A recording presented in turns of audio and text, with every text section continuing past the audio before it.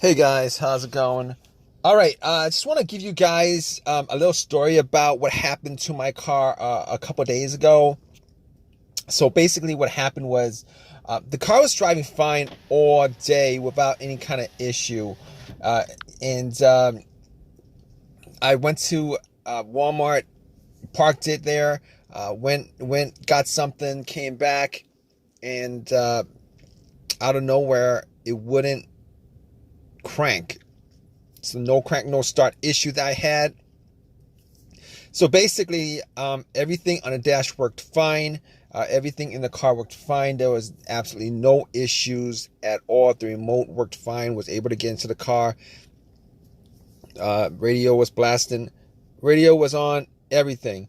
All right. So basically, I was thinking to myself, probably the battery was the issue. So what I did was I turned on the headlights, went out and checked out the beam, just to give me a gauge on how bright the headlights were. I could probably determine whether the battery was good or not. And the headlights were really bright. So right off the bat, I was thinking if they were that bright, I should at least get like a really slow crank if the battery was kind of low. Regardless, I had to check out where the battery was. I went and checked out where the battery was just to make sure that all the terminals were clean and they were tight. And I noticed that the terminals were a little bit corroded. There was some white bluish stuff on there. So what I did was I took out a bottle of Coke, poured it on the terminals, and was trying to clean it with some paper towels,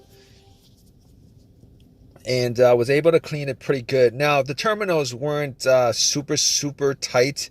I was able to wiggle it out, but they were snug in there, so I knew that it probably wasn't the terminal being loose that was causing the issue.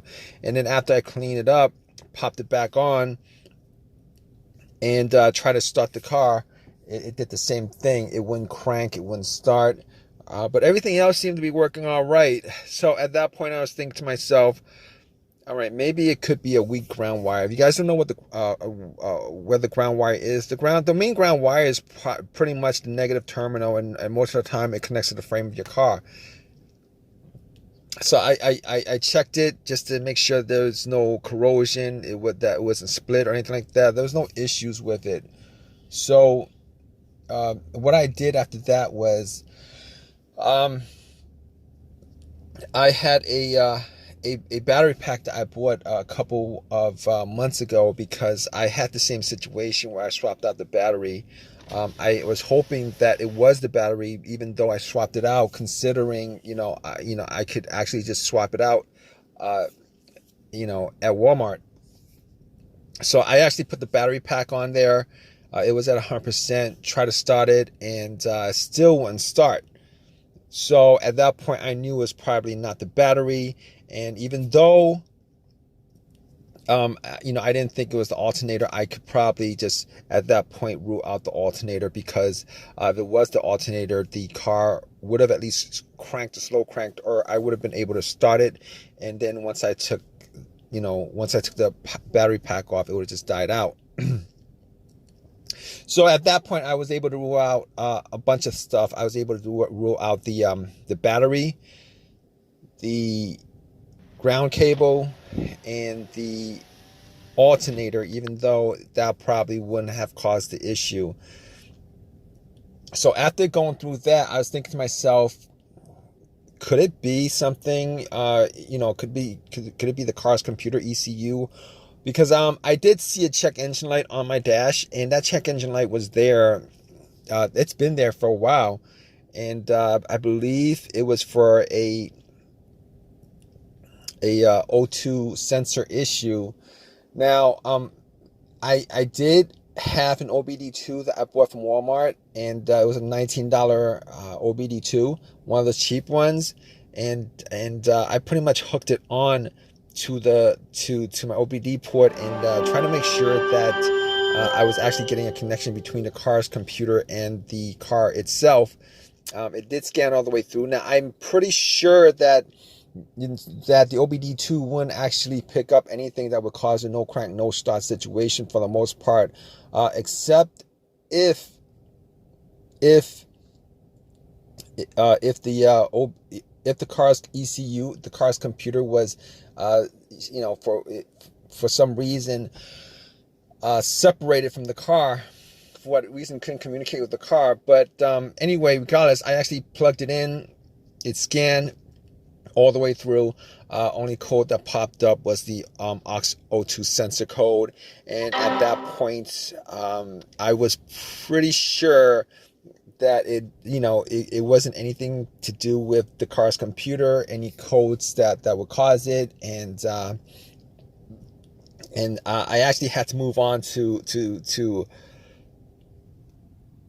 I had to move on to some other troubleshooting outside of that, because that wasn't causing the issue.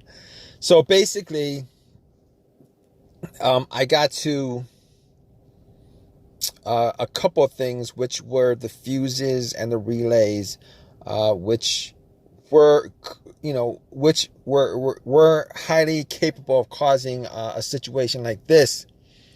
And got to the fuses, checked out all the fuses, just to make sure that none of them were blown. And I was actually looking at them. Now, I didn't have a fuse tester on me. I didn't think it was the fuses.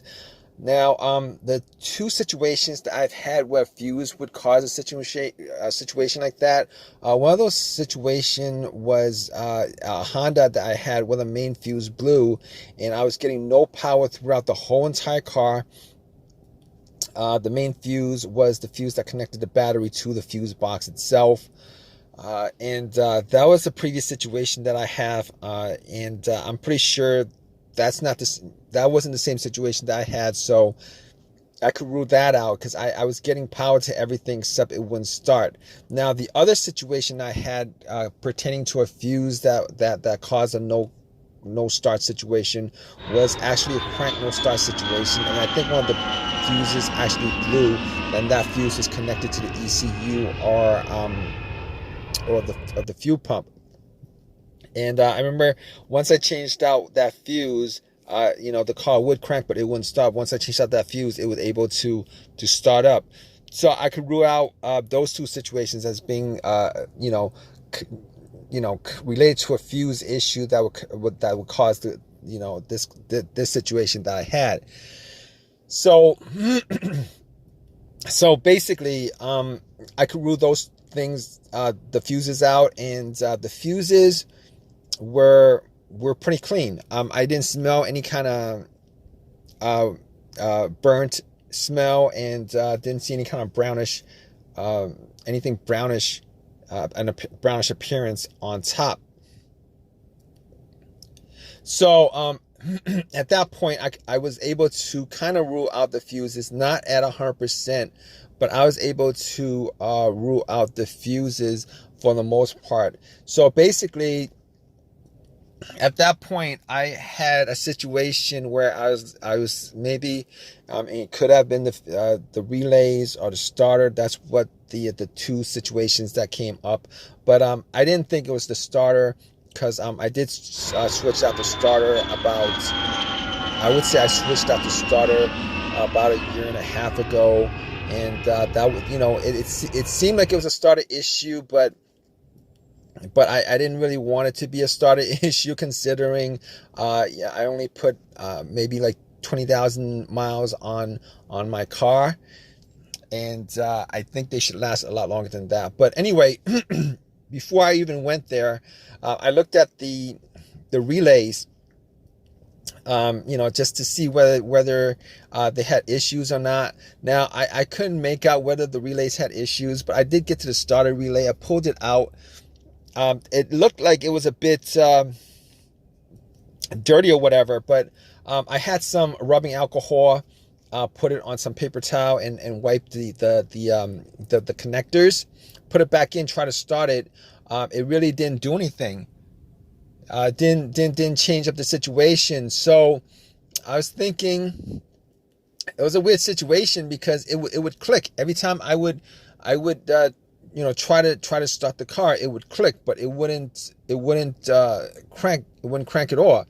Normally when it clicks, it normally means that the relay is working, because that's what the relays do when there's electricity going through, that it clicks to connect the connection, to whatever it's relaying the electricity to. But regardless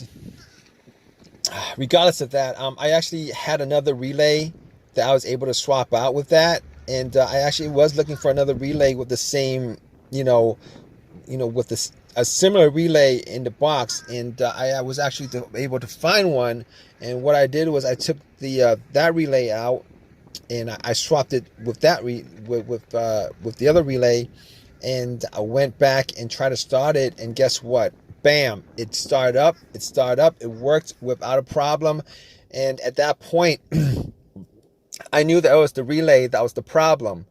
All right. So it was a pretty easy fix. I drove to AutoZone, which was within that whole shopping center. Swapped out the relay, and that was like 3 days ago. Haven't had a situation since. I've been driving the car, turning it on, off, for 3 days. Haven't had that situation at all.